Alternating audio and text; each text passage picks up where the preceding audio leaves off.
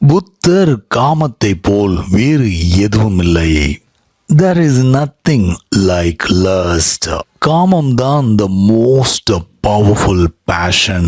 அதிர்ஷ்டவசமாக நம்மிடம் அதைவிட சக்தி வாய்ந்த ஒன்று இருக்கிறது. உண்மையை அறிந்து கொள்ள இருக்க வேண்டிய தாகம். காமத்தின் மேல் இருக்கும் தாகத்தை விட வலிமை குறைவாக இருந்தால் இந்த உலகில் யார் வே ஆஃப் ரைச்சியஸ்னஸை பின்தொடர்வார் என்று சொன்னார். மேலும் புத்தர் உடல் இச்சைகளுக்கு அடிமையானவர்கள், தீப்பந்தத்தை ஏந்தி கொண்டு காற்று வீசும் திசைக்கு எதிராக ஓடுபவரை போன்றவர்கள்.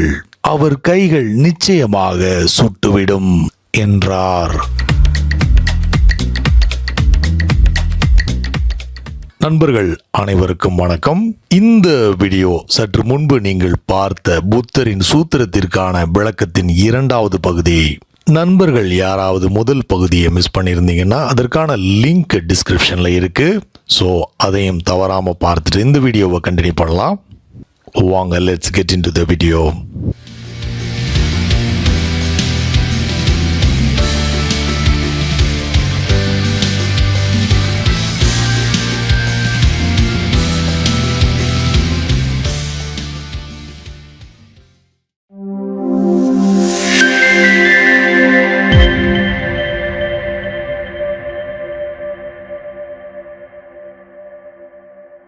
தலைகீழாக நிற்பதின் அர்த்தம் உங்களுக்கு புரிந்ததா?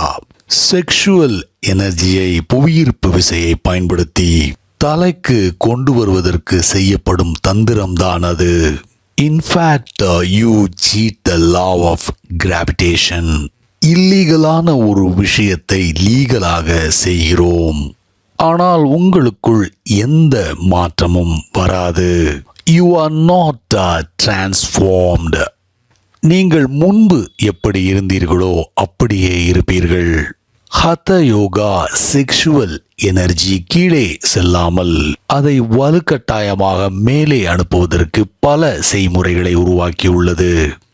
ஆனால் அது வன்முறைக்கு சமம். அது ஒரு விதத்தில் நம்மேல் நாமே புகுத்திய போராட்டம். அதில் வளர்ச்சி இயற்கையாக இருக்காது. அதை நம்மால் ஹத யோகியின் முகத்தில் நன்றாக பார்க்க முடியும்.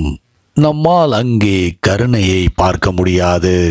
அழகோ பிரம்மாண்டமோ அங்கே இருக்காது. கடவுளை அங்கே பார்க்க முடியாது. அங்கே ஒரு நுண்ணியமான ஈகோவை பார்க்கலாம். அவர் இயற்கையையே ஏமாற்றிவிட்டார். ஏமாற்றும் போது அது உண்மையானதாக இருக்க முடியாது. புத்தர் உருவாக்கிய முற்றிலும் வித்தியாசமான மெத்தடாலஜியில் ஒரு கருணை இருக்கும், நளினம் இருக்கும். அதற்குத்தான் அவரும் அடையாளமாகி போனார். புத்தர் சிலைகளை உற்று பார்த்தால் அதில் கருணை, தெய்வீகம், அமைதி, வெகுளித்தனம் இருக்கும். ஒரு இறுக்கமும் இருக்காது. ஒரு குறையையும் பார்க்க முடியாது. அவருடைய சக்தியை வைத்து என்ன செய்தார் புத்தர்? புத்தர் தன்னுடைய சக்தியோடு போராடவில்லை. He never enforced it. இயற்கையை அவர் ஏமாற்றவில்லை. புத்தர் ஒரு நுண்ணிய விஷயத்தை புரிந்து கொண்டார். அதை விஞ்ஞானமும் நன்றாக புரிந்து கொண்டது. அதாவது எல்லா விதிகளுக்கும் எதிரான விதி ஒன்று உண்டு. பாசிட்டிவ் எலக்ட்ரிசிட்டி இருந்தால் நெகட்டிவ் எலக்ட்ரிசிட்டி இருக்கும். Otherwise positive cannot exist. பூமியை நோக்கி ஒரு சக்தி இருந்தால் தென் கண்டிப்பாக நமக்கு தெரிந்தோ தெரியாமலோ அதற்கு எதிராக செயல்படும் விதியும் இருக்க வேண்டும். விதிகள் ஒன்றுக்கொன்று எதிரானவை. அப்போதுதான் அவற்றால் சமநிலையை உருவாக்க முடியும். ஆண் இருக்கிறான் ஏனென்றால் பெண்ணும் இருக்கிறாள். பெண்ணால் தனியாக அல்லது ஆணால் தனியாக இருக்க முடியாது. டவுன்வேர்டு இருக்கிறது ஏனென்றால் அப்வேர்டும் இருக்கிறது. வெளிப்புறம் இருக்கிறது ஏனென்றால் உட்புறம் இருக்கிறது. இறப்பு இருப்பதால் தான் பிறப்பு அல்லது வாழ்க்கை இருக்கிறது. அப்படி என்றால் செக்ஸ் இருக்கிறது என்றால் நிச்சயமாக செக்ஸை தாண்டி செல்லக்கூடிய விதியும் இருக்க வேண்டும். செக்ஸ் கீழ் நோக்கி சென்றால் கண்டிப்பாக மேல் நோக்கி செல்லக்கூடிய விதி இருந்தே ஆக வேண்டும். அதை நாம் கண்டுபிடிக்க வேண்டும்.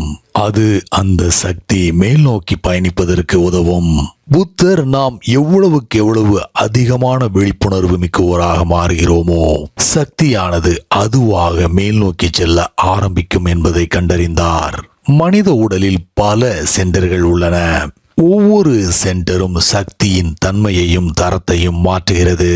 Just different mechanisms are needed. Sex center is the lowest. சக்தி செக்ஸ் சென்டருக்குள் பயணிக்கும் போது அது ஜெனரேட்டிவ் ஃபோர்ஸாக மாறுகிறது. ஒருவரால் குழந்தையை உருவாக்க முடிகிறது. செக்ஷுவல் எனர்ஜியின் லோவஸ்ட் பயன்பாடு இதுதான். இதே சக்தி சிறிது மேல் நோக்கி நகரும் போது அதற்கு வித்தியாசமான தரம் வர ஆரம்பிக்கிறது. அது ஹார்ட் சென்டரை நோக்கி நகரும் போது அன்பாக மாறுகிறது. அன்பு ஒருவருக்கு முற்றிலும் வித்தியாசமான உலகத்தை தருகிறது. ஒரு மனிதனின் சக்தி செக்ஸ் சென்டரை நோக்கி மட்டும் போய்க் கொண்டிருந்தால் அவரால் பல விஷயங்களை அறிந்து கொள்ள முடியாது. ஒரு பெண் அவரை கடந்து சென்றால் அவளின் உடல் அமைப்பு மட்டும்தான் அவர் கண்களில் படும். அவருடைய சக்தி ஹார்ட் சென்டரை நோக்கி செல்லும் போது அவரால் அதே பெண்ணின் நுண்ணிப்பான அழகை பார்க்க முடியும். Which is far superior, far more beautiful. அந்த மனிதரால் அந்த பெண்ணின் உடலை மட்டுமல்ல இதயத்தையும் உணர முடியும்.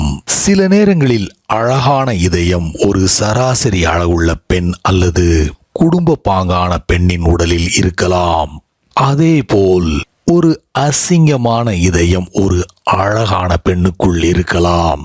ஒருவரால் உடல் அழகை மட்டும் பார்க்க முடிகிற போது கூடிய விரைவில் அவர் பல பிரச்சனைகளில் சிக்கிக் கொள்வார். ஏனென்றால் மனிதன் பெண்ணின் உடலோடு மட்டும் வாழ்வதில்லை, பெண்ணின் இதயத்தோடும் வாழ்கிறான். Life is of the heart. ஒருவரால் அழகான ஆனால் உள்ளுக்குள் அவலட்சணமான பெண்ணை தேர்ந்தெடுக்க முடியும். அதேபோல் ஒரு பெண்ணும் ஒரு வசீகரமான ஆணை, பணபலம் மிக்க ஒருவரை தேர்ந்தெடுக்கலாம். அவர் ஒரு மிருகமாக இன்னர் பியூட்டிஸ் இல்லாமல் உடல் அளவில் மட்டும் மனிதனாக இருக்கலாம். அப்போது அந்த பெண் பிரச்சனைகளுக்குள் செல்கிறாள். கூடிய விரைவில் அந்த பெண் ஒரு மிருகத்தோடு வாழ்வதை உணர்கிறாள். என்ன ஆயிற்று இவ்வளவு அழகான பெண்ணிற்கு, அல்லது என்ன ஆனது இவ்வளவு வசீகரமான ஆணிற்கு என்று ஆணும் பெண்ணும் ஆச்சரியப்படுவார்கள். இன்னும் அந்த சக்தி மேல் நோக்கி நகர்ந்தால் then the highest peak is Sahasrar. அங்கு அந்த சக்தி பிரார்த்தனையாக மாறுகிறது. திடீரென்று உட்புறம் இருக்கும் கண்கள் திறக்கப்பட்டு அவரால் உடலை மட்டுமல்ல இதயத்தையும் ஆன்மாவையும் பார்க்க முடியும். சகஸ்ரார் திறந்துவிட்ட நிலையில் இருக்கும் மனிதன் பார்க்கக்கூடிய உலகம் முற்றிலும் வித்தியாசமானதாக இருக்கும். காரணம், அவர் ஒருபோதும் உடலை மட்டும் பார்ப்பதில்லை. ஒரு மரத்தை பார்த்தால் கூட அதன் ஆன்மாவை பார்ப்பார். சகஸ்ரரோடு வாழும் மனிதன் சாலையில் நடக்கும்போது தன்னோடு புத்தரும் கூடவே நடப்பது போல் உணர்கிறார். அர்த்தம் அப்படி இல்லை என்றாலும் அவரின் பார்வை முற்றிலும் வேறுபடுகிறது.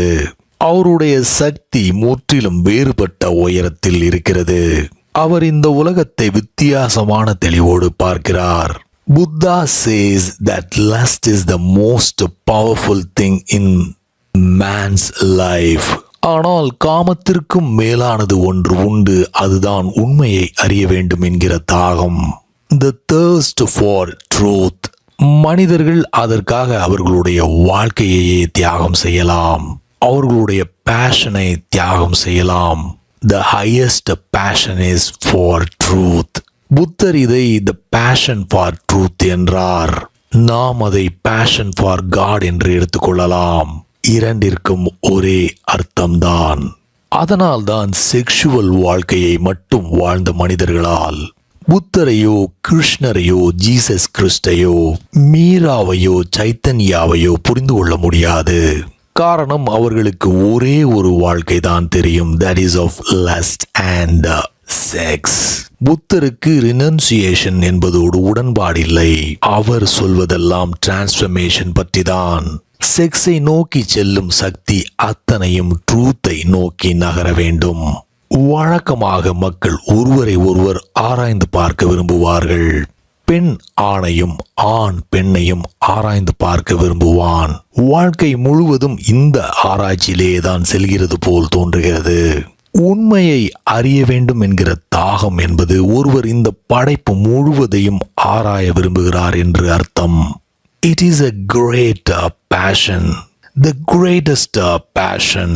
இது நிச்சயமாக செக்ஸை விட பவர்ஃபுல்லானதாக இருக்க வேண்டும். இல்லாவிட்டால் ஒருவரால் எப்படி உண்மையை நோக்கி பயணிக்க முடியும் என்கிறார் புத்தர். மனிதர்கள் உண்மையை நோக்கி சென்றிருக்கிறார்கள்.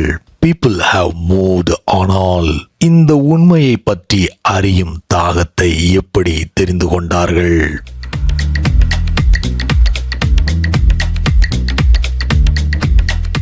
உண்மையை அறியும் தாகத்தை எப்படி மனிதர்கள் தெரிந்து கொண்டார்கள் என்பதை இந்த வீடியோவின் தொடர்ச்சியாக கூடிய விரைவில் அடுத்த வீடியோவாக பார்ப்போம். இந்த வீடியோ இன்னும் முடியல. Please stay tuned. Carpe Diem.